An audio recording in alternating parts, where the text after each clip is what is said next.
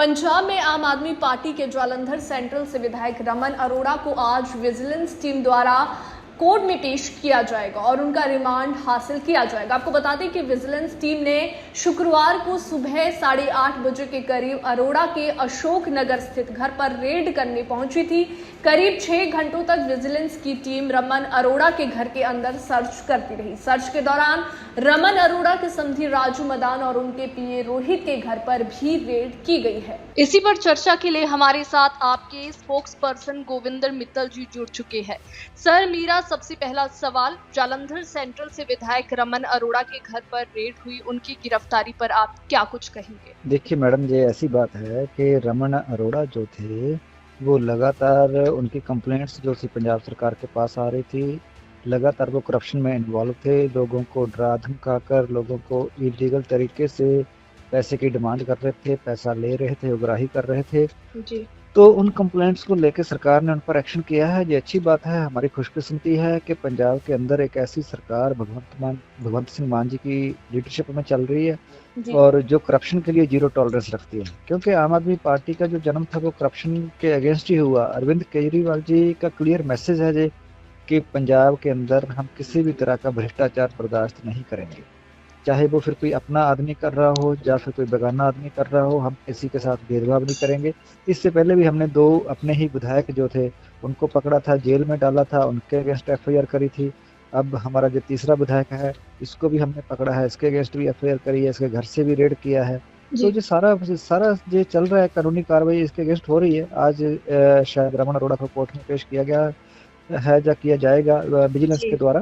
तो उनका रिमांड हासिल, हाँ, वो रिमांड पे हैं। तो सारी कार्रवाई जो चल रही है अच्छी बात है। रमन अरोड़ा की गिरफ्तारी के प्रमुख कारण क्या रहे? नहीं, देखिए, जैसे मैंने पहले आपको बोला, रमन अरोड़ा की गिरफ्तारी का मुख्य कारण तो यही था कि वो लोगों से उगराही कर रहे थे। लोगों को एक टाउन प्लानर के जरिए नोटिस भेजने और नोटिस के एवज में पैसे बदले में मांगने, पैसे उनसे लेने और उनको डराना धमकाना और सिक्योरिटी लेके लोगों के ऊपर रोब जमाना, तो ये सारे कामों में वो लिप्त थे। और उनके साथ जो एक था टाउन प्लानर का ऑफिसर जो था वो भी उनके साथ एक मिला हुआ था। तो ये सारे लोग थे जो सरकार के पास जब शिकायत आई तो सरकार ने स्कैनर लगाया अपना, तो सरकार वॉच कर रही थी। तो जब लगा कि इन शिकायतों में कोई सच्चाई नजर आ रही है तो इसको आगे बढ़ाना चाहिए, इंक्वायरी को, इन्वेस्टिगेशन को, तो सरकार ने उसको आगे कानूनी तरीके से बढ़ाया है और उसके अभी इन्वेस्टिगेशन अभी आने वाले दिनों में सारी बातें क्लियर हो जाएंगी। जी, इसमें एक सुखदेव वशिष्ठ का नाम भी सामने आ रहा है। सुखदेव वशिष्ठ का रमन अरोड़ा से क्या संबंध था? और उनका नाम जो है वे भी काफी आगे चल रहा है कि सुखदेव वशिष्ठ भी, उनका क्या संबंध था वैसे रमन अरोड़ा के साथ? नहीं, देखिए, किसी का किसी के साथ क्या संबंध है वो तो संबंध जो है वो तफ्तीश में सारा निकल के आएगा। अगर विजिलेंस के पास किसी के खिलाफ कोई कंप्लेंट आई है और उस कंप्लेंट में किसी का नाम दर्ज है और जब किसी के थ्रू वो पैसे ले रहा है, जब प्रिलिमिनरी इंक्वायरी में किसी का नाम निकल के आया है, तो फिर चाहे वो कोई भी हाई प्रोफाइल हो, वो कोई एमएलए हो, कोई विधायक हो, कोई मंत्री हो, कोई ऑफिसर हो, कोई अपोजिशन पार्टी का लीडर हो, कोई दूसरी पार्टी का विधायक हो, कोई हमारा पार्टी का संगठन का कार्यकर्ता हो, कोई नुमाइंदा हो, कोई भी हो, तो हम किसी को छोड़ने वाले नहीं है। कौन है कौन नहीं है हमें उससे कोई मतलब नहीं है। हमारा मकसद सीधा है। हमारा तो जैसे हमारे मुख्यमंत्री भगवंत सिंह मान जी ने एक बात हमें बोल रखी है, जो जैसे अर्जुन को एक मतलब वो मछली की आंख नजर आती थी, तो हमें तो वो नजर आता है कि करप्शन कौन कर रहा है, उसको उसके ऊपर क्या कार्रवाई करनी है।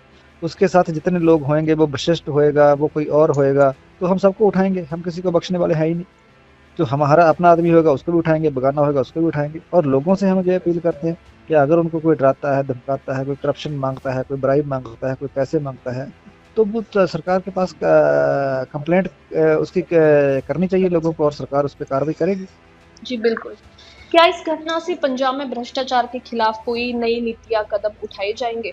नहीं, देखो, हमने पहले जब से ये सरकार आई है तब से हमारी भ्रष्टाचार के खिलाफ जीरो टॉलरेंस की नीति है और उसी पे हम चल रहे हैं। और मैंने जैसे पहले बताया, हमने कई लोग पकड़े हैं और हमने तो विजिलेंस का डीजी तक को हमने नहीं छोड़ा, हमने मुक्तसर का डीसी नहीं छोड़ा, हमने और कितने तहसीलदारों को हमने सस्पेंड किया, कितने ऑफिसर्स को हमने करा और कितने हमने 2-3 विधायक पहले पकड़े हैं और हम इस पे लगातार काम कर रहे हैं।